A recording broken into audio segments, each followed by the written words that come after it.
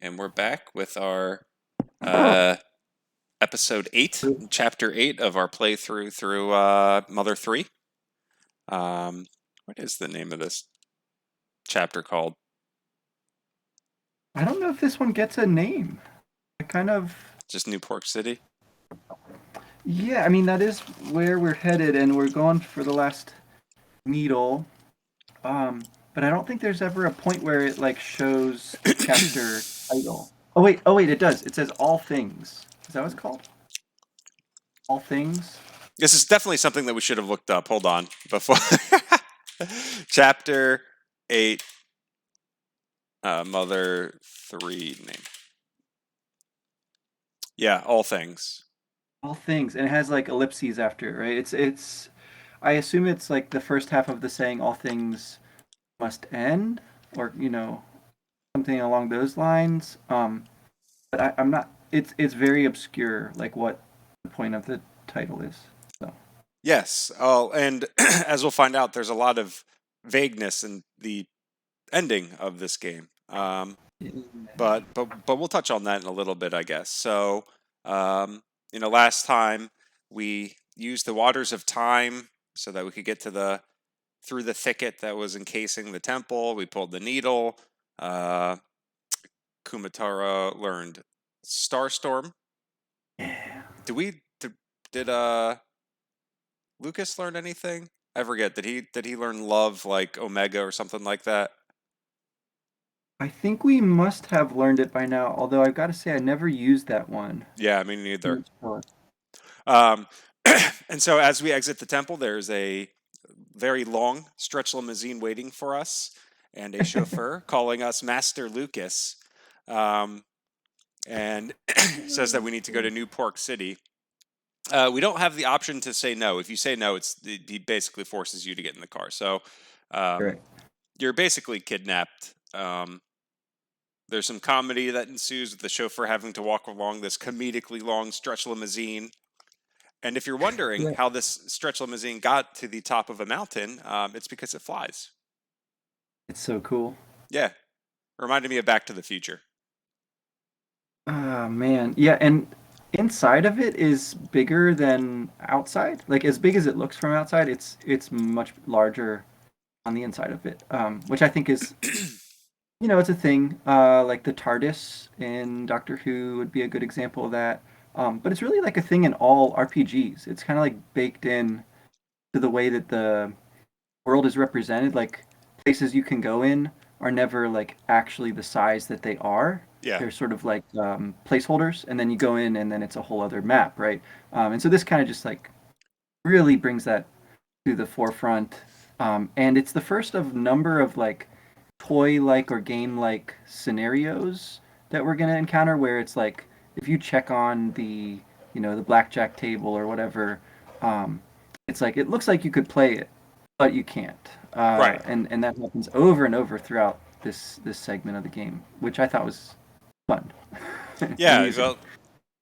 well, yeah. You can't actually play any of the games. It's all just fake. Yes. Yes. Um, I don't actually think you have to do anything in the limo. I think you could just like immediately, as soon as you get in there, just talk to them, and you get to New Pork City very quickly. Um, Mhm. but as you said, if you explore the very very large limousine, there's like a stage on there. Yeah. Where like performances can happen. I think there's a hot tub. There's like a pool. There's like everything. But you can't actually do anything. hmm So Yeah. so yeah, so after you get your fill of just kind of exploring that, you land in New Pork City where you can start kind of just like investigating what's going on. What did you do when you got to New Pork City? As I recall, I wanted to again play all the games in the arcade, which you can't. The arcade is the first place you encounter. Um, you can talk to a few people out in the street, I guess, and they're sort of like, "Whoa, you're here too! It must mean that everybody's here," and wonder what that's about. And then so there's this sort of dingy arcade where some people are playing games, and one of the guys there invites you essentially to like ram into him by saying like, "Please don't ram into me. Like I'm busy playing this game." Hmm. So that sort of hints, I guess, that you can do that more. That hasn't really been used a whole lot throughout the game, other than to let you run fast, but you can bump into things. Um, and then I think I just kept going over to the theater, Hmm. which has got to be one of the more noteworthy things here. Back in Factory, the Chimera Factory, that is, there was all those references to Earthbound in like a back storage room. But the theater here is literally playing scenes from Earthbound Yeah, on the projector, and they're yeah. sort of disconnected. It's like a slideshow, and they're not exactly the photos that the photo man took, but they're sort of represented, kind of zoomed in on the main character or whoever's in the party, um, and they're generally like recognizable scenes from that game. Like you're in the desert with Dungeon Man, or you're at Lake Tess with Tessie and the Bubble Monkey. I don't really remember all the different ones. I think There's the there's one the with them. meteorites there. Yeah, there's also one with them in the Mr. Saturn. Like you're in the Sure. pink hot bath with them. Hmm. And so nobody really comments on that so much. They'd say that you can't run in the theater. So that's again like sort of drawing attention to this function that's new in Mother 3 and that we've used but not really utilized that much for puzzle purposes. Anyway, it's stinky in the theater. Yeah, this movie uh, stinks. it's this game stinks. Yeah, and it's like, okay, so they're making references not just to Earthbound, but to the campaign surrounding it that was such a massive sort of disappointment, sort of too clever for its own good, and yeah, and that has become sort of a meme now, right? Like this game stinks, uh, and this I think it hints at what you're supposed to do first, which is like find the source of the stink. Because it's not immediately clear like what you're even really doing in New Pork City. So if you didn't go here first, I don't know. I don't know if there's something that like directs you to explore this area, or I don't know. What did you do as you got into the Yeah. city? So I think I did basically the same thing that you did, which is Okay. I went to the arcade, ran into the dude, and then I went to the movie theater. Um, and when you get to the movie theater, there is one of the punk guys who, if you talk to him, basically says, "Your leader is looking to talk to you. He's in the Oh sewer." yeah. So that does give you kind of a hint of where you need to go. And then the other NPCs start talking about how, oh, the movie theater stinks because there's, connected to the sewer. Um, Right. and then there's like the clearly broken speaker that you inspect. And it says, "Can you go through it?" And it's just like, you can't go through it. I'm like, okay, well, why did you even ask me this? Um, Right. so I think after that, um, I did not look for the source of the stink in the movie theater, so I did some more exploring just to see what was going on in New Pork City. Hmm. Um, and I ran across our friends. I forget what the other three were, but Thomas Jefferson was there, Oh, that's right. Sancho and Pincho and Pancho and and Thomas Thomas. Jefferson. Yes, Thomas Yep. with no H. Thomas Yeah, Jefferson. yeah. So you can so that's one of the games that you can actually play. Um, That's right. and then I explored. There's like the Beauty and Tasty store, which has just basically robot versions of Porky's mom running it. Right. Right. And then I just explored a little bit more. And then when I couldn't figure out how to get to the sewer, that's when I went back to the movie theater and started checking the seats, which basically you play like a hotter and colder game. Um, until eventually you stumble across the source of the stink, which is a stink bug. Right. Um, and so then at that point, Boney leaves the party and goes chasing after it. And you can sort of hear him barking, kind of more and more distant. Um, and so the entrance to the sewers is not there in the theater, but is back in the arcade. Correct. Um, I think is it just a matter of talking to people in there that reveals the secret hatch? Is that all you have to do? I think. Yeah, there's just the one punk guy's in there. He's at one of the machines, and you can tell that the tile underneath of him looks a little off. Okay. So I spoke to him, and he like starts talking about how there's like a dog. I think he's talks about how he can hear like a dog barking under there. Yeah. And so he lets you go. So he opens up the way, and then that's when you go down into the sewers. Yeah, and this again is like a direct reference to, well, there's a few portions of Earthbound that have you traversing sewers, um, but the mechanics here are pretty straightforward. Like you can cross on little bridges of trash. You can go through, parts of the tunnels, and there's some doors. It's actually a much smaller dungeon than it seems like it's going to be at first. Yes. It's really pretty linear, um, which is fine. Also, because you're trying to catch up to Boney at this point, right? Like you don't want to have a long adventure where maybe someone carrying some important items is not in your party. Uh, Yeah. so yeah, I think once you get Boney back, though, it's a good idea to do a bit of leveling down in the sewers here, um, and it's sort of easy. It sort of encourages that because there's a hot spring. Um, there's uh, there's a stink bug. No wait, what are they called? Little beetle Mole guys, stag crickets. beetle.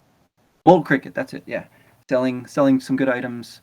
Um, oh, I think I did buy some items up in New Pork City before coming down into the sewers. I think there's like a vending machine that sells you some good new equipment and whatnot. But yeah, you probably want to do that before you do too much exploring of the sewers. Um, and then That's called there's foreshadowing. then there's leader. There's leader down here. Yes. Uh, in a weird like almost like apartment style area where none of the doors open. They all have like crap piled up around them and pushed under the doors and stuff. And leaders in this big, double decker room Yeah. surrounded by books with tiny handwriting. It's a real interesting little stage setting for a pretty long bit of just like lore dump that happens here. Yeah. Uh, it's cool. And and did you notice that it plays a song? Um, it's like a real song. Like it's from the real world. I forget what this one is called. It's by the composer Satie, and I think it's called like the Nocien Gymnopede. Yeah, that's probably it. The Gymnopede. No, I didn't. It's a famous classical song. Interesting. Yeah, yeah, No, I didn't know that. um, That's pretty cool. yeah. Did you notice that he had the ball and chain around his like legs? Yeah. Because you can go He's down to like hit just his leg area. There's a frog there, but aside from that, there's like you just go there. That's like his legs. They just have hmm like his ball and chain wrapped around it. So I guess he got kidnapped early on because I know that we had asked earlier, like where did he go? yeah. So I guess it was between those 3 years. But I guess now's the time to. I guess he was kidnapped and stored away because he knew the secret of the islands and Tasmili Exactly. village. Um, Yes. and so, yeah, you go, you talk to the leader, who is the leader that the punk was talking about, who is our leader, I guess, in some kind of weird way. Um, and he's finally ready to talk and tell you basically everything that's happened up to this point so far. And it's a lot. So yeah, and he really explicitly like breaks down the story with little subheadings. And then there's the stink bug there who's like going to be the recording device for this story in case you want to hear it again. Right. The stink bug is memorizing and recording it for you. Very Yeah. generous. So that's nice. I guess the upshot of this long story is that the people of the islands have arrived basically within this generation. They are fleeing a catastrophe, essentially the destruction of the larger world that was brought about by human Of course. just doing human things. And these remnant arrive on the white ship. They start a new society that is deliberately going to be ignorant of everything that came before. And so that's why it's sort of this utopia when we started out. It has no history, it has no lore, because they've wiped their memories. Um, and it appears that that's what the hummingbird egg or the egg of light is actually for. It's the device that sort of takes all the memories away and locks them away and stores them. Um, Weirdly enough, that doesn't seem to matter at all. Like, that's not how this is revealed because, like you said, Leader is the one who is also keeping the memories. He's the one person who has not had his memory wiped, and in fact, is like a sort of what, like a backup Fail or safe. a safety valve. Yeah, Yeah. there you go. And it's because he's so tall. Yeah. Like, Yeah, exactly. Well, I'm tall. People would want to seek me out. That's basically the entire reason of why he's a leader. Um, which, fair enough. I mean, we talked about this at the beginning of the game. It was like, hey, who's this tall guy? We need to. So the toy like clearly read us like a fiddle and knew exactly like, hey, yeah, like people are gonna wait. Why is this weird guy that doesn't talk? Like you're definitely gonna seek him out later. Um, but yeah, no. So I think the hummingbird egg or whatever, the egg of light, is basically like a true MacGuffin, right? Mhm. Because it doesn't actually do anything for the story. It's just kind of like there, and we find out the information by other means. So that was a pretty cool Yes. misdirection, I think. Because I was wondering, I'm like, where's this egg? Like I thought, well, what's going to happen to it? It's like actually we don't need it anymore. Leader's just going to tell us everything. Yeah. So each of the characters in our party sort of gets their backstory filled in a tiny bit Yeah. here. The princess is actually a princess. Like she was the descendant of the natives of the islands who apparently similarly had their society sort of fall apart and they had to leave. But she's like the remainder. Um, the castle is the relic of their past civilization. Um, the Magypsies indeed were, keeping the dragon asleep and waiting for this time when everything would come to a head. Um, so they sort of know what's going on. Um, Duster and his dad are the thieves who were entrusted with like getting the egg if stuff started going wrong. And in short, like everyone there is assigned a role within a story, and so Yes. it's very like direct about this kind of meta move happening. Like the whole reveal is that you've been playing a role this whole time. And everyone's been playing a role this whole time, and they're all within a story of their devising. Um, Except, you know, Porky has like come in from outside, right? Yes. Porky is this like sort of fly in the ointment here, uh, and we know about Porky a little from Earthbound. He's like cut loose from time and space in the Phase Distorter, or his version of it, the Devil's Machine. Weirdly enough, there's like no mention of Gigas, I don't think, or any of that piece of the Earthbound mother story. No. It's really Porky. Like he's the be all end all. So he in some way has like fused with Gigas essentially. He can't die. He's like immortal. It's implied pretty strongly. Um, and anyway, he just sort of exists to mess things up. And he has taken this game and the story and turned it to his purposes. He is now like pulling the strings, and New Park City is like the manifestation of that, uh, Yeah. the clearest anyway. Yeah. Um, So one yeah. other thing I just wanted to mention is I found it kind of the amnesiac is a trope. It's a bit tired. Um, Oh yeah. just in general, I like the fact that the entire village in this was kind of amnesiacs, right? And we didn't know that they didn't have their memory, right? Like a lot of the games, Mhm. um, I'm thinking back to like 999 and like VLR. It's like the game starts like, who am I? Where or like how did I get here? Like I don't know anything. Yeah. Yeah. And that's kind of annoying sometimes, or tired, I should say. But Right. I was thinking about it, and it's kind of like Duster's like a double amnesiac, right? Because it's like he lost his Yeah. memory once, and then he like loses it again, and I think that's pretty good foreshadowing. Um, Yeah. for the bigger story as a whole, right? Like Buster loses his memory and then he kind of takes on this role in a band. He's presumably living like a pretty easygoing, chill life without like knowing any of his past, and then it comes down. He has a bigger purpose, and that's when he's called upon, and that's when his memory is restored, um, and he joins the battle to fight the bigger evil. Um, so for him, yeah, it's like yeah, double double the Right. pleasure, double the fun.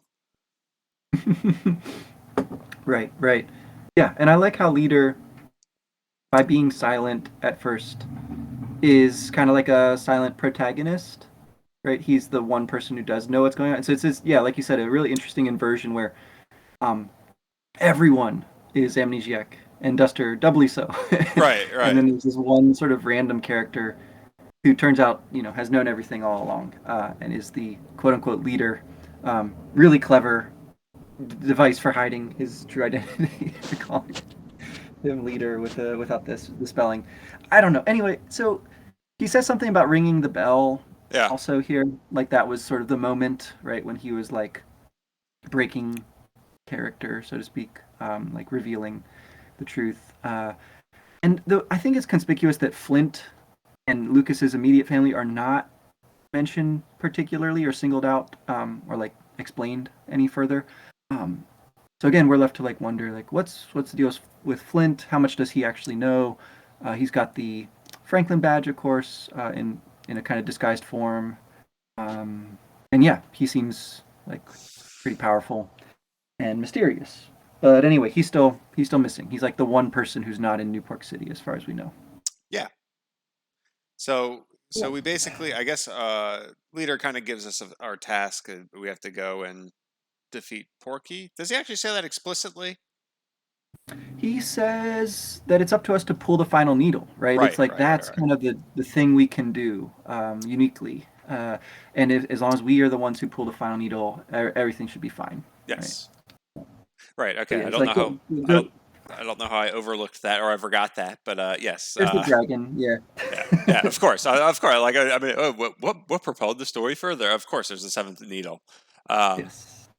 Unfortunately, on our quest to get the seventh needle, we have to go back the same way that we came through. Mhm. I will say that there was one interesting part of, I don't know if it's like world building per se, but there's another hole in the sewer, and it says like, oh yeah, this leads to the movie theater, and if you try to enter it, it says it's too small. Um, so I appreciate the fact that they actually have the hole that Boney came through, even though you can't go through it as Lucas. Yeah, it's a bit of a tease. Again, yeah, like there should be a little more here, maybe, but we can't access it.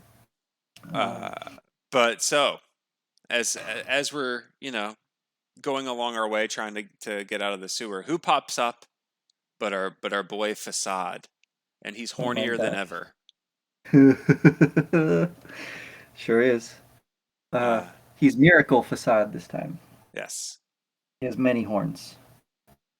He's like all horns, actually. His whole front yes, is like a pipe organ of horns. yes, It's and it's pretty pretty. awesome. I was gonna say it's a really cool character design. I feel like he isn't as difficult relative to where you're at. Again, I mean, I stocked up. I had prepared myself because I was thinking like, okay, I'm going to the final dungeon now. Like, I'm gonna buy all these cups of life noodles and this and that. So anyway, I don't know. I didn't die against him, thankfully, because I didn't save in between Leader's long story and trying to leave the little dungeon here. So. I died the first time, but that's because Ooh. I did not heal or do anything. I forget if I even saved. I think I actually had to listen to the story twice because I didn't save. I did not take the hints that were laid out there. Like the mole cricket. Um, selling goods and wares, and all the warning signs were there. I guess that's the one thing about this game that's I don't know if it's good or bad, but they spring like these difficult boss battles on you without notice. Really do, yeah. And I should have suspected it, and it's 100% on me for sucking and not like reading the signs on the wall.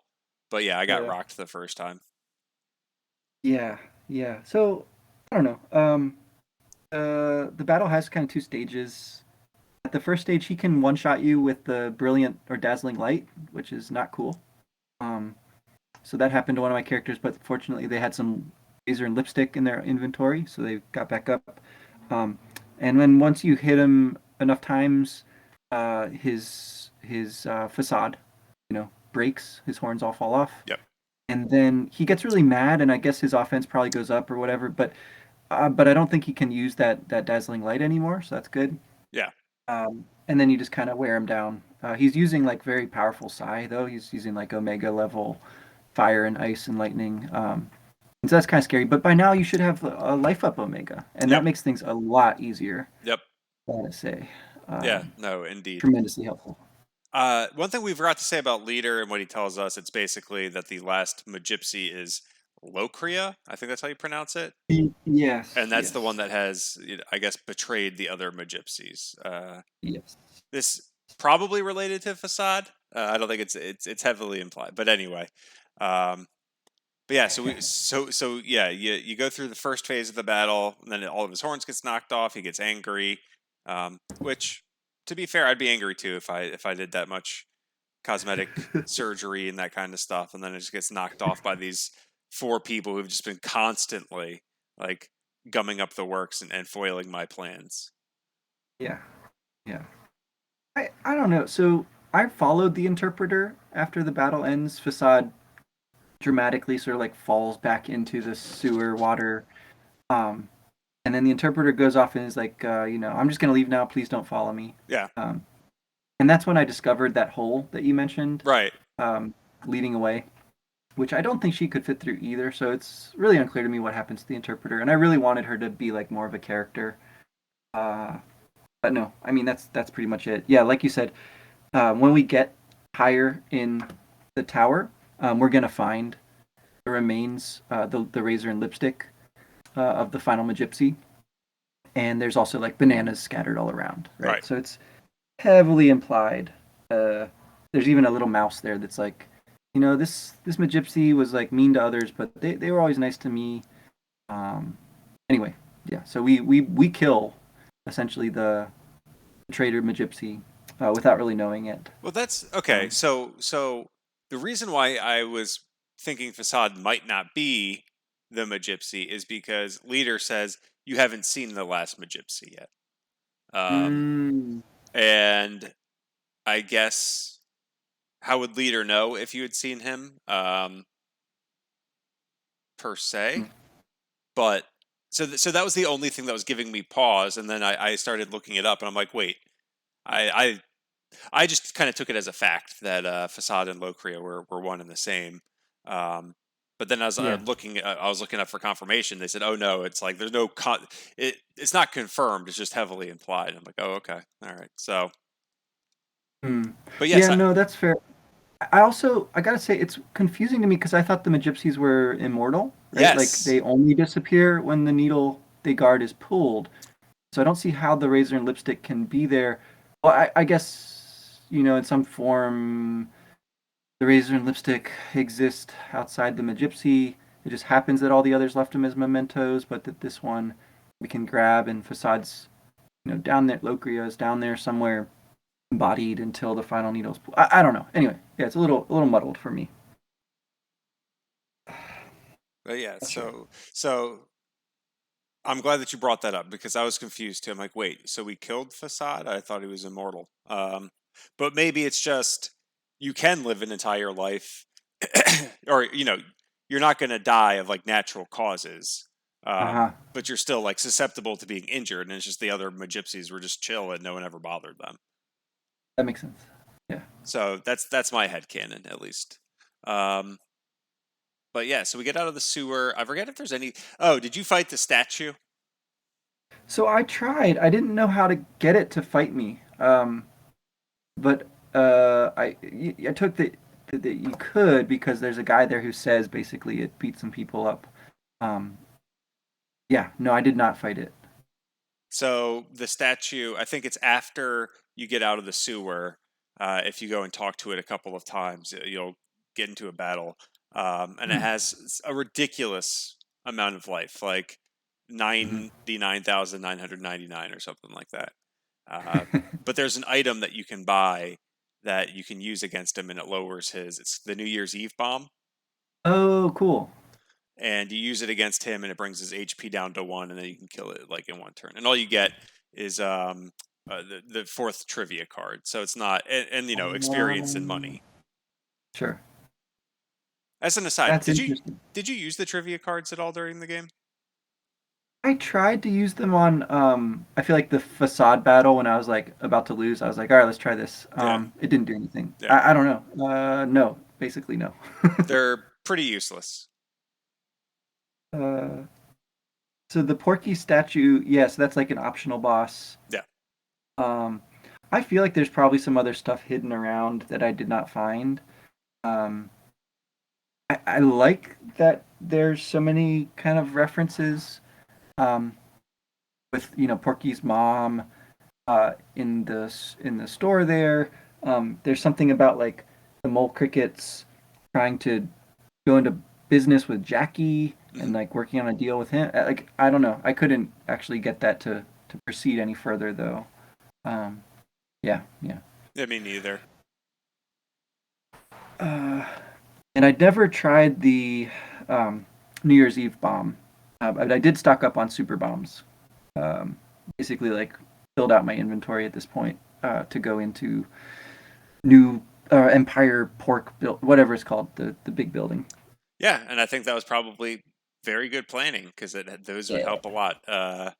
So after the sewer, I guess our goal is to get to the 100. We're trying to meet up with Porky at this point, right? Yeah. And so we go to his tower, which has two flaming dragons or two dragons that are blowing flames out, just all glitz and glam. You go in there, you try to go to the 100th floor, and you are informed that sadly it's only that the elevator's only going up to the 24th floor at this time. Yeah. But fortunately, DCMC's there, and they're performing a show. So Yes. you go up there. I kind of forget exactly what happens here. I know you go up there. Duster puts on his wig. He plays again. Um, and then I So forget cool. how do we get to the 100th floor? Oh my gosh. Okay, so in the middle of their concert, which is not the Porky theme song that they were supposed to play. They're playing other things that are uplifting and stirring, and it's all fun. And then the power goes out. Yeah, Somebody shuts it down, and Porky's voice comes over the intercom and is like, you know, come get me on the 100th floor. But the elevator might not work the way you expect, and so you can go around and you can talk to people. That pork trooper, the big guy with the horns, is there, but he won't fight you, as far as I could tell. Um, you can ride the elevator up, and it says that you're at the 100th floor, but you're not.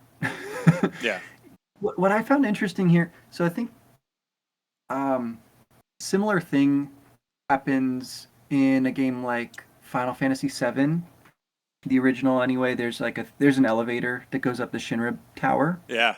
and it goes up indefinitely. Like you can sit there on the elevator and just let the thing go up, and as long as you're not pushing any buttons, it'll just keep doing that. Um, and similarly here, it's like you're moving the entire time, and then you're scrolling through text. And when you finish scrolling through text, then the elevator will stop. hmm And so I just was like thinking to myself, like, this is so strange. Like, again, this problem of like how to represent space in these games, and in this case, movement. Um, like in some literal way, you must get to the end of the elevator if you just wait long enough. Right, But right. you can't proceed until you finish the conversation with the woman's voice on the intercom saying 100th floor. Anyway, and it's also like a Monotoli building kind of thing. Right, the elevator was a whole thing in that game. Uh, Yes. anyway, yeah. So the first time that we think we're at the 100th floor, or are told we are, it's the hippopotamus habitat, Yeah. Very which is weird. great. Very was it who was it Hugo Chavez who had the hippopotamus like the hippopotamus pets in like I did not Colombia? know that. That's really great. I think who was like the big is it in Colombia? Chavez was Venezuela, and I'm looking up now if he had hippos. No, it was Oh, Pablo Escobar. I'm sorry. oh, okay. Yeah, so he had like a couple hippopotamuses as pets. I just thought of that. I was like, oh, that's very interesting. Um, yeah, Go. why are they researching these hippos? It's very weird that this like lab is in the New Pork City building. Yeah. But I guess they had Um, to move the Chimera lab considering no one lives in Tasmilly anymore. right. The hippos also, the best thing about them is that they drop really good armor Yes. pretty frequently, actually. So I don't know about you. Back in back in the drug-induced, um, island adventure portion, I got a fortunate drop of like a weapon for Kumatara Hmm. that was like a magic glove. Yeah. Um, and it's really great. It boosts a bunch of stats other than attack. So I kept that. I've kept that through the whole game ever since. But I haven't really had any other like really cool, rare drops Right. happen. But then the hippos dropped like a couple thud charms, which are the ones that like block most status effects and have pretty high defense and stuff. So anyway, um, I thought that was noteworthy. They aren't like particularly difficult. They're super easy to dodge. Also, if you Yes. don't want to fight them, you pretty much won't fight other than like one scripted battle that you have to. Right. No, that's a good point.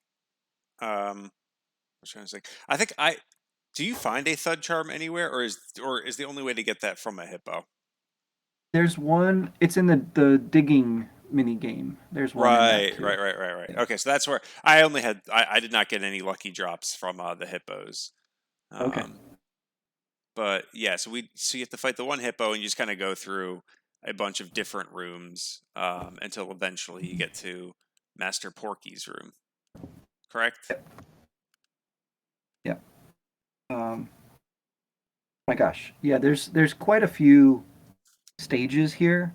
There's you like there's the room where he has all his girls who fan and tickle him. Yes. Um, there's There's a his minotaur there as maze. well. As well. Oh, that's right. Yeah, yeah, yeah. The dude, the Who? centaur Oh yes. Oops. oxygen. I His, got my animal and human anatomy flip flopped.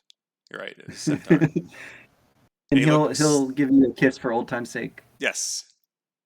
So does that So imply yeah, that he was a merman and then he was like he's a chimera? uh-huh, uh-huh. And I mean, he's there for Master Porky's pleasure, right? Yeah, No, that's not it's a something little I want to weird. think about. Sorry, but yeah, there's no enemies on that floor. just weird vibes. Yes. Um, there's a floor of entirely bathrooms. Uh, I think that one comes next, where Yes. there's some really difficult enemies, actually. The signs come off and attack you and can hit you with Starstorm.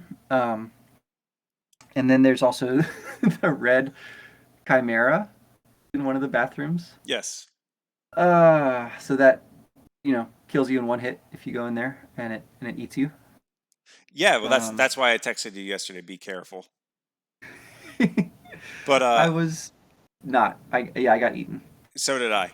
My favorite part though is just you enter the room and like these people are just they run out in front of you and go into the bathroom and then lock it behind them, so you can't even explore. Like I I, I thought that as tedious as it was and as stupid as it was, I found it actually quite enjoyable. Um, Yes, yes. I loved that part. yeah, And there's a lot of gags with the bathrooms too. There's a Japanese style bathroom. There's a very large toilet. There's people in there cleaning toilets who have like wisdom about how nice it is to have a clean toilet. Yeah, it. I mean, they really go with this gag. Um, and of course, the only way to proceed is by going through doors that are marked as toilets, but actually lead to the next, you know, area. Uh, Yes, with it's wonderful. the golden throne that you can sit on, Finally, the golden and throne. Porky. Like what were those like weird Calvin Hobbes stickers that people had, where it was like Calvin was like urinating on something? Yeah. People used to put it on Yep. their truck all the time. Mm-hmm. Yeah, well, that's basically what we have with the statues in this ginormous bathroom for Porky. Sorry. Yes. And I think part of what this does is helpful in that, the way you learn new psi is by walking around a lot. Uh, so it pretty much ensures that you're going to level up quite a bit. You're going to learn really sort of overpowered psi attacks and recovery spells. Uh, there's frogs and hot springs like everywhere, like every floor has one. Um, yeah, so it's not too difficult. It's just it is tedious. Yeah, and it's funny. It's like the whole point is how you know that you're not going to get to the 100th floor. Um, yeah, for a while. So anyway, I can't remember. Is the next one the one that's under construction? Maybe. Yes. Okay. And I guess this is where you're charging into people, knowing that skill assists you because for the first time, well, there's a bunch of construction going on, and a lot of it is wood and also metal, which I guess goes to the kind of the whole Hmm. motif of this, right? Like nature and industrialization. But you have to like barrel over a bunch of these construction workers to use them as bridges, which Yeah. I think is we used the rope snake earlier. Um, in other games, we used like Tessie to ride.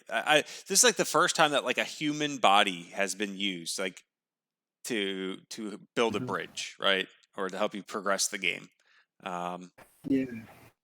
as opposed to a boat or something like that. They're just like piloting, like you're actually hurting another human being and putting them in extreme danger. And I mean, it's made out to be really hilarious, right? Like, Yes. they have sound effects that go with it. There's like a Rube Goldberg machine thing at one point. Yeah. where you drop a really heavy thing, and it launches a guy off a seesaw, and he bonks into a wheelbarrow and rides it down and lands as a bridge, and it's awesome. Uh, yeah, I also thought a lot about like platforming, as sort of like a game genre, like in some ways the most famous game genre with Mario being the classic, example of this. And he's a plumber, kind of. He's kind of like these construction guys, and it's structured kind of like a platformer, right? Like with disconnected little areas, you gotta, in that kind of game, you would jump between them. But in this game, obviously, you can't. You just have to use what's available to Right. you. Right. Yeah. So there's something about the unfinishedness of this floor that really appealed to me too. It's like in some ways that's this game. Like this game had an enormously long process of being under construction and not being finished and being disappointing to the fans and this and that. And it's just like, it's represented in a funny way here, but I think that's also kind of in the background. Yeah, I had a lot of thoughts about this particular floor. I enjoyed it quite a bit. Did you were there any fights or anything like that? I know that there was like a couple enemies. Yeah, nothing too bad on this floor. I think it's the next one where we are in like techno hell, Right. basically, and the enemies are suddenly like quite difficult Yes. and nasty. Yes. Yes. So yeah, we're going up the construction, and then we get off at, like you said, this very, I don't know, creepy lab. Um, Yep. that's riddled with a bunch of enemies. I did get a lucky drop from one of the pig mask people. I got an Mm. awesome cloak, Ooh. which I'm not entirely Let me sure get what it that. did, but my defense went like through the roof with it, so that was fun. Nice. It's always nice when you get those items, right? Like Earthbound, it was way too infrequent. Yeah. And by the if you like wanted to grind it out, like by the time you got one, you most likely were so over leveled that you didn't even need it anymore. Yeah. Yeah. Yeah, and there's like the mecha lion who was like a mini boss earlier is here. Yeah, the sort of the final form of the pig masks. These like white robed dudes who do a lot of stat bus. What is it called? Boosting and buffing. Um, but the hardest things I think are actually the robots. Some of them will steal items from you. Hmm. Those are mean. You got to kill them before they steal your good stuff. And some will do that dazzling light and wipe you one of your characters in one hit, which essentially can waste one of your razor lipstick mementos. Right. So that's not cool.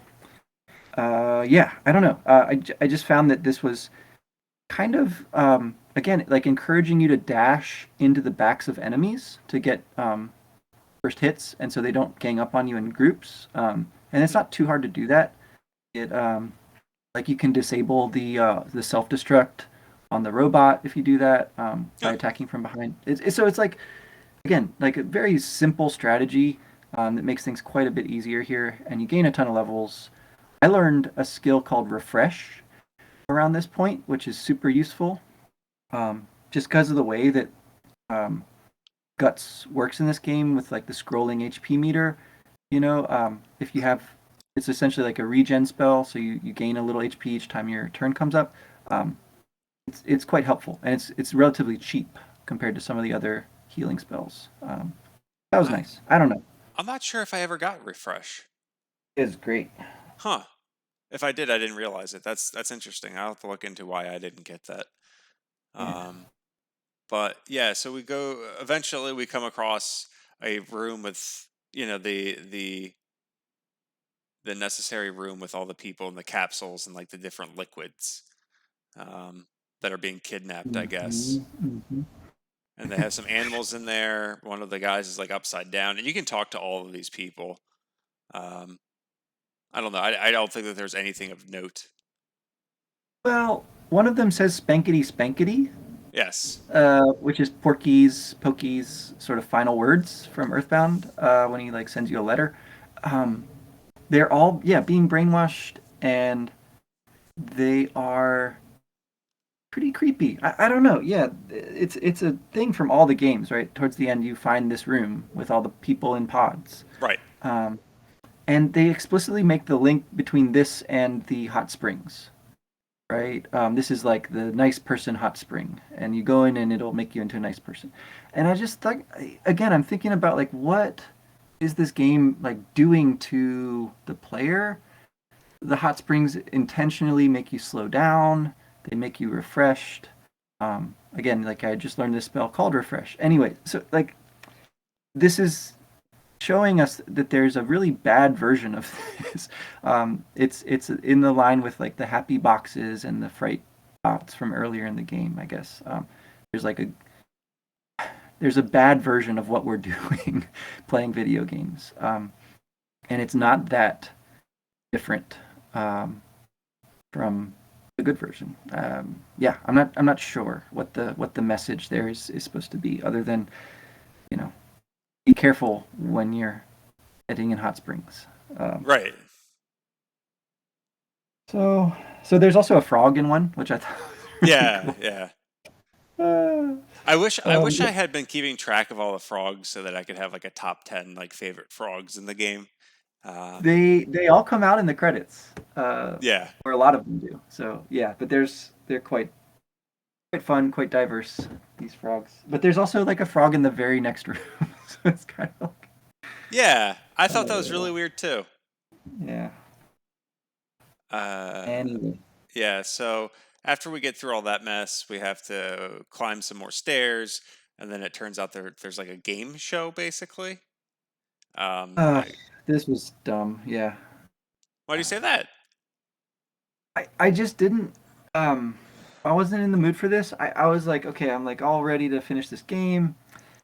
And then there's more, right? There's more of this delay, this and the trick to these is that you have to just lose by a little bit. Yes. Um and I kept miscounting how many moles I whacked with the whack-a-mole game. I had to play that like 4 or 5 times, Yeah, that's awful. even once I knew the rules. Right. Well, yeah, because it's implied that that's what you need to do. Yeah. Um, but I thought it was kind of like a joke, like, oh yeah, it needs to be close so that like he needs to win. Mhm. I'm like, well, I'm not going to lose on purpose. So I think the first time I did the mole thing, I got like 24. Yeah, Um, right. and the mechanical Porky gets 10, and it's like, oh, what are you doing? Like, how dare you not let Porky win? It's supposed to be close, and you go over. There's like a guy with a cue card that just says like you need to get hit 9 moles to continue. Yes. Yes. But I think that's kind of your frustration is basically I think exactly what Atoy was trying to um, do with this, right? Like Mhm. this is Master Porky's game. Fassade's last words as he was plummeting into the uh, sewage was like, "Oh yeah, we're all just playing like Master Porky's game right now." Um, Yes. so while I do agree it was annoying, um, I do think it was effective Mhm. ma- in what it was like being set out to do, I guess. Mhm. Yeah, that's fair. That's fair. I just wish I was better at counting. 9 is Didn't have to do tough. it so many times. Oh my gosh. Could have had William help Uh, you. he can't count that high. Oh, well, whoops. He does 1, 2, 3, 10. That's how he counts to 10. Uh, but so there's the moles whack-a-mole game. Yes. There's a very dramatic race over some, like little cardboard fish and sharks that pop out. Um, that one I did on the first try, I think, and then the final one is the balloon Yep. popping. Yep. Yeah. So these like Mario Party style games, but like stripped down to an inane degree, and you just have to sort of learn Pokey's pattern well enough to satisfy the chauffeur slash host, game show host. Yeah. Um, yeah. Then there's the museum. Uh, a couple of different versions of this, right? They sort of correspond to the previous two games. Well, Um, did we beat the big pig yet? oh, do we have to do that first? Yeah. Yeah, I kind of forgot about that guy. What is he called? Like the natural born killer? The natural killer cyborg. Yeah. It's just this like Ah, giant pig with like a brain yep. uh that's exposed. I did not die to him or No. her. I beat it on the first try. It was tough though. Yeah, I mean it's pretty powerful. Has it felt like it had a lot of HP? Like it Yeah. took a long time to just kind of grind it down.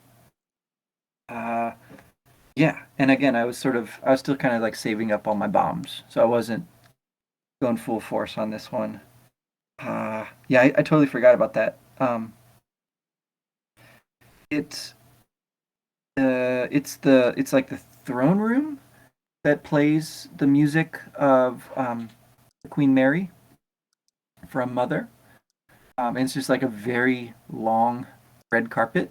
Hmm. Uh, so that's the first version of this. And again, I think at this point I learned a psi skill called Ground with Kumatara, and it's like a weird, unique um, earthquake style spell. I never used it, but apparently it will like go through any shields that the enemy might have. That's Uh, that's fast. Okay, so I'm looking at the PSI chart. okay, And so PK ground is level 6. I guess I never got to level 60. okay, But I did. 2 to 3 I'm just reading the description. 2 to 13% max HP damage to 5 enemies. PSC shields and counters can't block. 8% trip rate. Huh. Sounds like a really good PSI to have. Yeah, I mean, if you're okay spending like 40 PP on one attack, uh, which yeah, that might be in order once in a while. Yeah. Yeah, so I'm curious. I guess how Porky knows about this room, or this music, or this knows to do this memory, because Porky is not in the original Mother game. Right. Um, so I found that a little weird. The next room is more kind of on theme, where it's all this like stuff from Earthbound, like vehicles mainly. Yes. Uh, and you're like riding a boat that has Ness's house on the back. And it's like I didn't even just realize a. that that was Ness's house. I think that's what it's supposed to be. I mean, it's like playing the music. Um, yeah, from Earthbound. Huh. Interesting. It could be Porky's house, I guess. I'm not sure. I can't like picture exactly the difference, but No, I think I'm looking at it right now. No, that's a good catch by you. It looks exactly uh, like Ness's house. Without uh, well, maybe not exactly. Hold on. Is that Ness's? No, it does look exactly like Ness's house. So yes, that is Ness's house. and yeah, it's playing like the Pollyanna song from that game, uh, and it's just again sort of it humanizes Porky, possibly, maybe. I don't know. I'm not sure quite what to take from this, but it's a lot like his room, back in the Thunder Tower, with all this kind of stuff, like kitschy memorabilia from Earthbound. Um, yeah, yeah. And Dungeon Man is there. I like Dungeon Man making an appearance here. Yeah, I have to. How big is this place if Dungeon Man can fit in there? The Eh, helicopter, the bus, Dungeon Man. Yeah, the trip yeah. down memory lane was very interesting, and I appreciated it. It was fan service, but I thought it was pretty Mhm. cool. Yeah, and it's cool. I think it's especially cool when it's like it goes from the phase distorter shaped like Mr. Saturn to the Devil's Machine, like the spider, like Yeah, it's like, oh wait, that's also a thing. Yeah. right, right. So, and then like the bike, and I think the final one is the two sesame seeds. Yes, yes, I forgot about that. But yeah, it's the black and white sesame Oh my seed. god! I love that. That's also making the cut here. Yeah, Um, the fan service in New Pork City is pretty great. mhm. Um, So I don't know. Do you have any thoughts on like how Porky knows about the original mother, though? Um, Well, or is that just you mentioned earlier that maybe he merged with Gygus. I don't know. true? So I don't know if there was any kind of memory transfer there. Um, if this is just an oversight and they didn't think about it, it was unintentional. Like maybe we're reading in too much into it. Mm-hmm. Um, Mm-hmm. I don't know. I mean, I guess Porky at this point in time seems to be like an immortal. Yeah, I don't know who can time travel, go to different dimensions. So maybe he came across it there, or there was a diary. I don't know. That makes sense. Yeah, I kind of forgot about the Gigas thing. Um, that Much of that would really again, explain how they would know the Magic Camp music. yeah, right, right. Could just be The a the the, coincidence. the, the continuity, right, or like the sort of connection between these games remains a little obscure to me. I gotta say. Uh, But time travel will do that, I guess. Kind of makes just about anything possible. Yeah, it's a get out of jail Um, free card for any kind of like plot inconsistencies. it is, and honestly, I'm not that interested in. I'm not that like invested in knowing, like this is the right answer to this question. I know some people are more. So, but I do kind of want to be able to like defend a interpretation of this. But I don't know that I can. I just, anyways. So like Yeah, there's all this stuff from both games. Now we are sort of in the home stretch, though, and I'm blanking a little bit on how this final little bit of this room happens. Is this like the scary room with the giant window? Is that Yes. next? Yes. Okay. So, right. So that's when we go in there and we talk to Porky, and he asks if you want to be our friend. Mm-hmm. Um, I forget if I said yes. I think I said yes, and it was like, it doesn't matter anyway. I'm still gonna Mm-hmm. like fight you. Mm-hmm. I don't know if you press no, if anything would be different. Um, So I got killed by the Porky bots, and so the first time I had said yes, and the second time I tried no, seeing if I wouldn't have to fight him, but it didn't make it. Yeah, he says something slightly different, but it's like the upshot is like, I'm gonna destroy you now. And this actually made me think a lot of Near Automata, weirdly, hmm, because there's all these sort of humanoid robots that are existing basically just to um, self-destruct, right? And they're assassin robots. Anyways, it's carnage. This battle. Uh, yes. God. If you don't know what you're doing, it can get Yep. really tough very quickly. Yeah. Yeah. So the thing about this is that each of the little porky bots will self-destruct when you deal enough damage to it. They don't really have that much in the way of attacks. Like a lot of their turns, they'll just waste playing dead or whatever.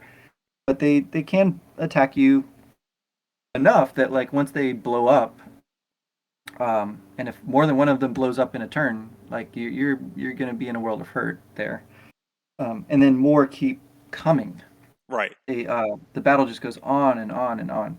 Yeah, so it Uh, starts off with only three can be on the screen at the same time. yeah. And I think you end up having to defeat seven of them um, Hmm. before we get more fan service of DCMC coming and shutting the robots off, a la the Runaway Five and the Clumsy Yes. Robot. I mean, they hit with smash attacks. They do attack them, and for some reason, these robots don't blow up when the DCMC do their attacks, their smash attacks. Um, but yeah, it's very much along those lines. And then more people keep showing up, right? So it's like it turns the tables. Um, Instead of like chimeras and porkybots randomly joining the battle, now it's a bunch of characters. Alec is there and Wes is there. Is Flint there too? I think. I Yes. don't know. Yeah, so they all are sort of like coming to the cavalry coming in. Yeah, I mean, Uh, you finally have become a leader that people are following. yeah, yeah. But Which is a lot like the prayer thing at the end of the second game.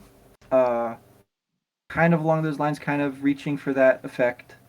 But classic villain moment here. Porky with like more ominous, sort of threats and things.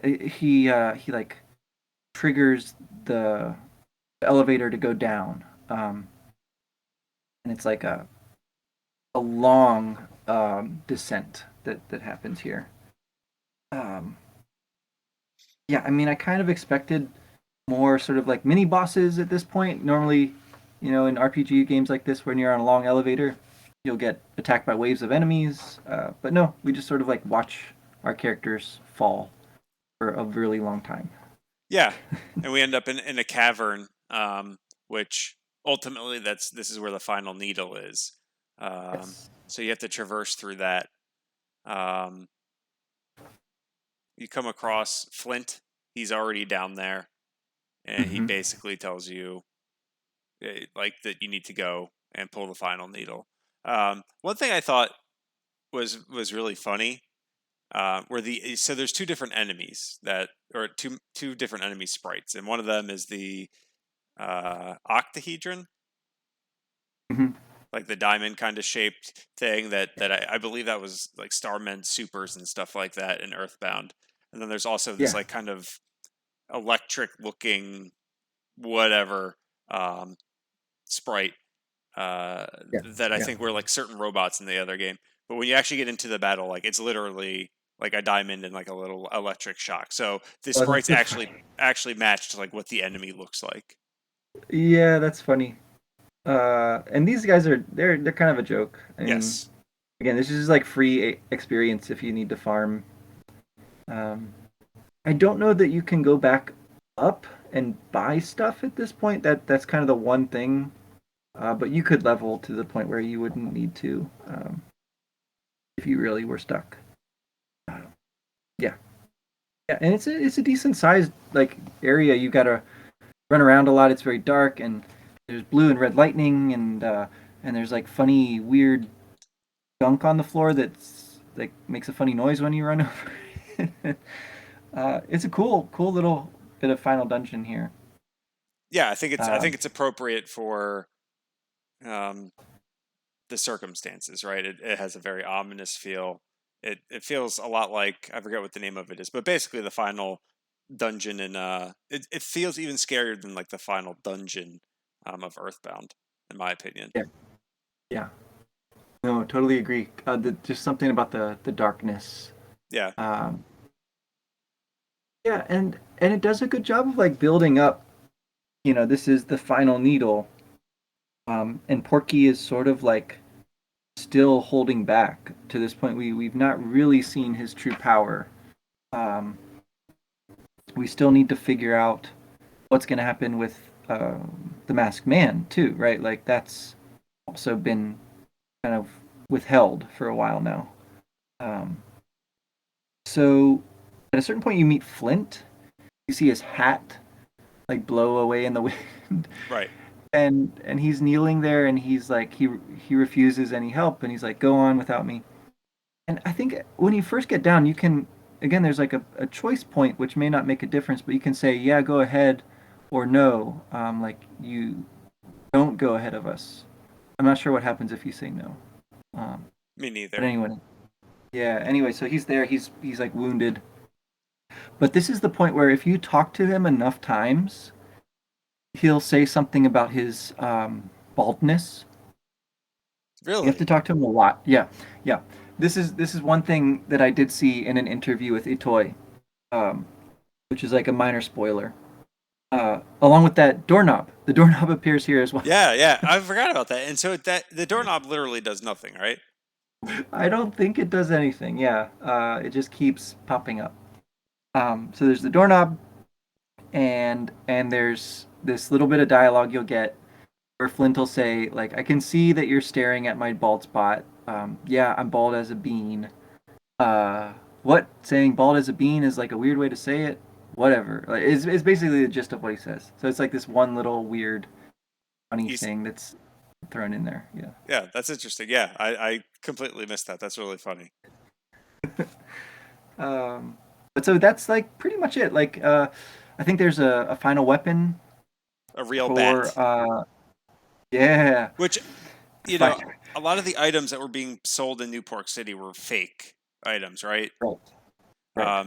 So I think that's the contrast against this. And it wasn't until getting the real bat that I realized that all the weapons that we had been getting from like Tazmily were sticks, right? It was That's right. items that non a town that had to start civilization over. Like, why would they have a bat? Yeah. Yeah. So that's kind of funny. Yeah. Um, there's also a weapon for Boney that you can find up in that final bit of lab Oh yeah, area. that's right. The one weapon that Boney can equip is called the canine weapon, and it's like a bone that he can hold in his teeth. Um, but anyway, yeah. So we come to the final, plateau or whatever, and Porky says like, okay, like it's time to actually fight you. Uh, and he looks really old. He's like all gray and sort of washed out, um, almost like on a deathbed kind of looking thing. Yes. It's quite scary. It's quite yeah, and it's a really hard battle. Like he uses Gigas's attacks, which are like incomprehensible, right? It's like, what did Porky do? And then like you take a bunch of damage. Yeah. Um, there's really no way to like. guard. You can boost offense, boost defense, just do a lot of healing, and yeah, I threw all my super bombs at him at this point, so that sped things up a bit. Um, Yeah, he was not the most difficult boss. I don't know if that's just because I got better at the game as it went on, mhm. or if I just happened to pick the right strategy or something like that. But yeah, he wasn't overly difficult. But I guess I shouldn't say beat him because I guess technically we didn't beat him, right? No, it's impossible. Because at a certain Gosh. point, he basically jumps into the absolutely safe capsule, and you get to fight it for like two more turns. You do like zero damage to it, and then it's like, well, this is a stalemate. I guess this is over. Yeah. Uh, and he's like sticking his tongue out at you from in there. You can like see him, but can't hear him anymore. Right. Um, and he, um, Dr. Andonuts comes in at this point and starts rolling him around, uh, like Yeah. showing you that it's perfectly fine, like it's safe not only for the person in there but for everyone else. Like you said, yeah, stalemate, basically. And this has an interesting effect, I think, in terms of basically saying like the series is over at this point. Um, this character is not killed, not in play anymore. They're gone from the board, so to speak. Um, Yeah. Well, I think it's also interesting to show that there's more than one way to like win, right? You don't have to win. They can be put into this capsule where you can't fight them anymore. Um, mhm. so so I guess I maybe this is a stretch. I was gonna say like violence isn't always the answer. Well, totally, and that is brought home much more so in the next battle, Oh the yes, final battle. yes. Yeah. So Uh, so after the absolutely safe capsule and Porky, you get one more chance to kind of save your game, go into a hot spring. The frog is generous enough there to say, "Hey, this is the last save frog of the game." Um, right. so if you have any items, well, it's already too late because you go to the needle and the masked man shows up, strikes his thunderbolt, and you start a battle with him. Um, and then that's when you realize that you can't attack or use any damaging items, and everyone else in your party is dead from the lightning, or unconscious, I should say. Yeah, and so I tried a few times within this battle to revive the others. Hmm. That's not a good idea. I assume they just get If you wrecked. do, yeah, he immediately uses the intense bolt of lightning again, and so that's the one way you can damage him. So I was thinking like, oh, is this like some kind of strategy that you have to, hurt him with his own lightning because it'll bounce off of Lucas, and it'll instantly kill the others, and effects like the mementos just don't work anymore. Like they just die. Hmm. They don't get revived by the mementos. So so really going into this battle, what you should do is give Lucas any remaining mementos you have and any PP restoring items and any healing like just give him all the good items you have at this point because the others are Yeah, completely out of the battle. yeah. You don't even need your bat. That's right. If you wanted to, you could That's get rid of your bat for more items. But yeah, so you can't attack, you can't use any damaging items or anything like that. You kind of just have to sit there and take a beating, which yeah. wasn't actually that difficult. I don't know. Did you realize that if you guard when you get Hmm. attacked, your health scrolls at a much slower pace? That's cool. Yeah, I saw that was starting to happen. I didn't realize it was because I was guarding. Yeah, But that makes sense. I yeah, mean, yeah, it goes very slowly. right. So as long as you have PP or healing items like and obviously the mementos, um, it should be a pretty easy fight. Um, Hmm. I guess this is.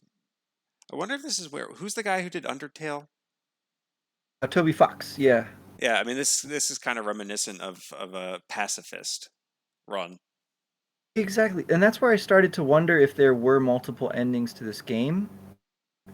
Um, because it really does seem like there's opportunities for that, like structured into the story, the way it's told. Um, where you could imagine that if you again, if they had actually gone through with the kindness stat and whatever that was supposed to do originally, like potentially you would have what essentially becomes in Undertale and other games along those lines, like a an option to win battles without fighting, right? Right. And get through the whole game that way potentially. So yeah, yeah, totally thinking along those lines here too. But so as you're taking the beating, um, your mom, your mom's voice starts coming out and Mhm. pleading for Klaus to stop fighting and doing anything. Um, he doesn't listen, of course. Eventually, Flint joins the fight. He jumps in front of one of the PSI attacks, Yeah. and he's like kind of like down for the count. Um, and then yeah, the slowly as the battle goes on, eventually your mother's voice does get through to him, um, and he takes off his mask, I believe. Yes. Um, and again, you just sit there, you don't attack, you just keep on healing, and eventually the fight's over, and you win. Yeah, at a certain point, the other party members stop being there, and maybe when Flint jumps in, I don't know. So yeah, there's a bunch of stages to this, and again, at every stage, I was like, okay, so maybe now I can revive my party members. Right. It's just like did not get the message, but eventually they're just like not showing up at the bottom of the screen anymore, so you can't waste PP doing that. Oh, okay. So it's basically like Yeah, the ruby weapon from Final Fantasy VII, or just you know kicks out some of your yeah, party members. yeah, yeah. It's a lot like that, and it's interesting that Flint is so determined to like um take damage here. I think this shows that Flint has really grown as a character because he does have he's got that very violent scene at the start when he's really upset. Um he seems to have gained some wisdom here. He doesn't fight back. Um he just, you know, protects and it seems like whatever's going on with the mother seems pretty important here.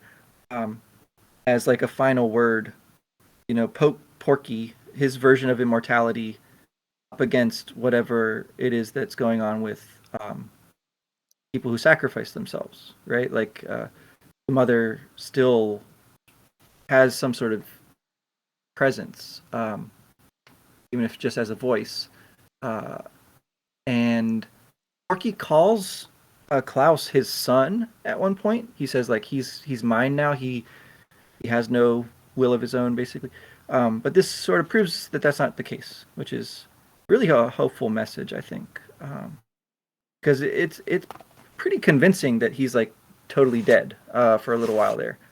Um, but he sort of regains his personality long enough to say goodbye and say that he hopes he'll see you again. In that place where mother is gone, and it's it's pretty sad. And then you have the option of pulling the needle or not. Again, like there's a lot of options here where you could see that potentially doing something different. But of course, I said, yeah, I'll pull the needle. Yeah, So yeah. The whole battle, um, and I guess Klaus's whole character arc reminded me a lot of Darth Vader, oh and yeah, that has to be a very heavy influence, right? for If sure. if not just like a straight up being stolen. Um, uh, but yeah, I pulled the needle as well. I doubt that you can go back. I think this is another one of those like illusory choices where it's like you really only have one Hmm. choice to make. Um, but yeah, you pull the needle, and then what? The gas just starts rising, and I think that's when we cut the credits, right? Yeah, it shows like scenes of worldwide catastrophe. Everything kind of dissolving and cracking and breaking up. That's right. And you can see like the dark form of this enormous thing kind of rising up, and there's water spouts and there's fire and lava and meteors and everything. It's wild. But yeah, then it's like totally dark and says end, and then you can move the end around. Yes. But it's almost more like you're moving the screen around because it sort of goes the opposite way of which way you point. Huh. So by pointing up, the end goes down. You can perceive that as like, inverted controls, or as like you're moving the actual camera Interesting. up. And yeah, so anyway, as you move it around, people's voices start coming in the form of text, and they start saying stuff like, oh, you're still here. Oh, you're the player. Like your player's name comes in at this point, and they say, oh, it's nice to meet you finally. Um, Grape and Snoop. it talks a bit about what's that? I was gonna say the snake rope is there. Of course, of course it is. Yeah, yeah. And it sort of talks a bit about like, I mean, it makes the message even clearer, I guess, in that it's like, so, oh, our world is basically changed, um, but we'll be able to do this again. Like anytime you want to see us, just start a new game. Um, but your world, like how's it doing? It sort of throws this responsibility back onto the player, to do something about technology slash climate. Fill in the blank, I guess. But Just be a better citizen of the earth. essentially, yeah. And that's about it. Yeah, and then the credits will roll. If you do that long enough, um, the dark screen goes away, and you see stuff. You see all the characters, their credits, and then the staff credits at the end. Yeah, and then at the Yeah. very end, I think you get like a clip of your mother releasing a bird. I want to say, Yeah, I think it sort of shows like snapshots from throughout the game, and that is the final.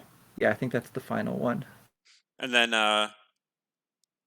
then the mother logo comes up again, and this time it's made completely out of wood. Yeah, yeah. It's playing a nice, gentle song that sort of goes on and on and on. Um, but if you watch that long enough, the screen fades out, and it brings you back to the home screen, like the start screen. So you can just reset the story basically, or see all that again if you want. Like, so it. I think it would reward replaying. I definitely got more out of it this time, playing it more sort of intentionally and consciously, um, than the first time around. What did you think overall, since this was your first time playing it? Um, I think it was hard to get into. Um, Mm-hmm. and a lot of the stuff didn't make sense, but around chapter 6, that's when like things really picked up. And I really started to enjoy it, and I really wanted to play it to actually like see what the story was, as opposed to, oh, we're having a discussion about it, like I need to play it just because like I have an obligation to do so. Yeah, um right. but I think it would be interesting to go back and play through now, knowing everything that I know about the origins of the Tasmili village. And because Yeah. I mean, I'm sure if we go back and listen to the tape, there's a lot of stuff that we were like, a lot of questions that were being asked, and it's like, this doesn't make sense. Like, why are they acting this way? Like, but Mm-hmm. looking back, it makes perfect sense. Given what happened. So I actually think I am going to play through it again just to see what kind of stuff I missed. Um, Interesting. and I think I'll probably record that in case we ever wanted to like do a video on that. Cool. But yeah, so I think overall, yeah, I think I enjoyed the game a lot. Yeah. I like the fact that there were some things that were, I don't know. It was uh, uh, there was I guess like just the right amount of fan service. It was different enough from Earthbound. I mean, you couldn't do another game that was like Earthbound because you already had Earthbound Beginnings and Earthbound. Right. So you kind of had to do like a new one, and I think it ended up working in the end. Like it was a slow burn, but the payoff was worth it. Yeah, yeah, I agree. I think that going into this game expecting a true sequel to Earthbound, whatever that would be, um, is just not really the right spirit. But instead, expecting something that is kind of a reimagining of a lot of those elements that make Earthbound really fun. Right. And then I think, yeah, then you're kind of in a better place to appreciate it. I get the sense that a lot of people have not played this game, uh, even people who have played Earthbound and liked it. And I know for myself, when I first played it, I was distinctly like unimpressed. I kind of just got through it as quick as possible, um, and didn't give it too much thought. Whereas with Earthbound, like I really enjoyed going back and replaying that and thinking about it, you know, indefinitely. Yeah. But this game definitely grows on you. Yeah, as you go along with it. Yeah. I think I was watching or reading an article from a toy, and I do think it's interesting that he tried to do an RPG in one location that changed over time, as opposed to an RPG with an expansive, world to explore. Yeah. So I guess that was his intent. I think what he was. I think he did a good job doing what he was trying to do. Yeah. Yeah, and given all the obstacles or and delays and things surrounding this game, it's pretty miraculous that it finally did come out at all. Obviously, not in an official release outside Japan, but also with good enough fan translation that Nintendo has essentially like turned a blind eye to the fact that it's out there. They haven't tried to shut down or prosecute the way they do with some things, um, which is cool. Good for them. Yeah, So yeah, I was thinking about this, and this is probably a stretch, but I'm thinking, and something that you said earlier in our conversation kind of resonated with me, right? Um, Everyone in Tasmili has their own stories that have been kind of written, and they're living out those stories, and then we have Porky come in and start trying to like shove earthbound stuff kind of like down our throats and interfering with yes. it and blow. So to me, I almost like wonder if Porky is like Nintendo itself, right? Right, like it starts meddling. You have Earthbound Beginnings with it with just like Nintendo, and he has his own adventure. And then it's like then in the second one, Earthbound kind of uh, is there. Porky's there.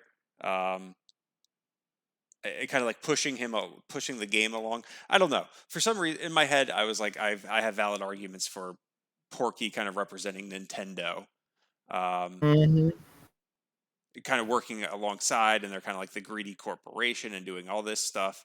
So I don't know. That's something I'm gonna maybe try to like look into and flesh out a little bit more my next playthrough. But yeah, no, it was a good game. My buddy hasn't played it yet, and I'm gonna recommend it to him. So Cool.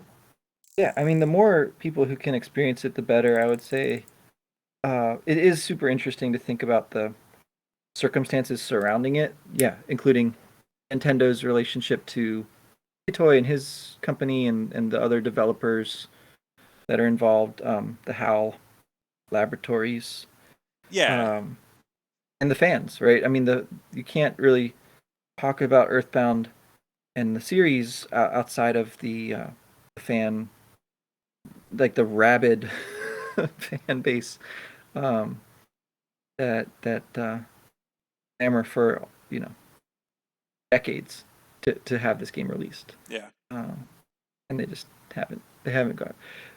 So yeah, I think that there's something weird about the platform it's on as well. Being a handheld game, I think that's also significant. Um, Especially when you mention like Nintendo. and NES, their names coming from the platforms that those games are on. Uh, and this game doesn't have the same naming conceit or whatever, right? It's got a different thing going on with the twins, Hmm. so it kind of breaks with that. Um, but the fact that it's on a mobile platform um, definitely does something to the experience as well, right? It's just a different kind of thing when you're out in the world playing a game versus like in your house playing a game. Um, yeah, I'm not sure. I'd have to think about that some more. But it kind of goes along same lines, thinking about how Toy and Nintendo are in this working relationship, but maybe not an especially happy one. And then the hardware that the game ends up being on is not they originally wanted it to be on a home console, and instead it ends up going on a handheld. So Yeah, apparently he really wanted to make it like a cinematic type story, and that's difficult to do. And on the GBA, obviously. But I will yep. say, like, I feel like I commented about that many times. Like, yeah, this seems a lot more cinematic than Earthbound, with all the like the borders kind of Mm-hmm. always like Mm-hmm. I don't know, changing the aspect ratio or not the aspect, but just the borders and stuff like that. Um, wonder what happened to Salsa. Right. Yeah. So there's. I think this is cool that we can now, without fear of spoilers, go out and look at some of those interviews because Itoy has talked about this game very candidly, and actually Miyamoto and I think maybe Iwata. Can't remember the other person in this big interview, but anyway, there's a few interviews out there with some major players around how this game came to be, and those have been translated and whatnot. So I think it'd be cool to go and read some of those. Yeah, for you to play it again, knowing all that you know now, Yeah, and get another friend to play it for the first time. And yeah, yeah. So the game totally lives on. yeah. I So think I think obviously we're done playing the game. Maybe in a little while, what we'll do, like kind of like a post mortem or something about this, and like sure. another month, we can kind of like look into it, kind of let our thoughts kind of simmer, and then come back and just see if there's anything else that's worth discussing. Mm-hmm. Mm-hmm. Well, yeah, you should check out that video about the demo that was at Space World. Yeah, I know. Um, I still need that's to a do good that. place to start. That Yep. same guy has made a bunch of like these iceberg style videos. I have not watched those again because I didn't want spoilers, and also because I kind of don't care about that stuff honestly. But I probably will at least listen to some of that stuff and go and read up on it because I am curious about what people make of this series, as a trilogy. Yeah. Um, No, I agree. I want to see what other people are saying and see if there's like something I haven't seen that other people, if there's anything that I'm thinking that other people haven't said already. yeah, yeah, precisely. All right. Well, I Cool. guess I guess that does it. Mother 3 complete. Woo! Can't wait. I guess Yay! we'll probably take like a break. Summer's coming up for you. We'll have to pick Yeah, whatever our next game is going to be. I know. Exciting. We failed so hard at playing those Western computer RPGs. I feel bad. I feel like Ben is like these guys are such punks. But we gotta find a way to get Ben back in this conversation somehow too. Yeah. We'll All find right. something Well, that we all want to play. yeah. Well, until next time, uh, you know, see ya. All right, take care.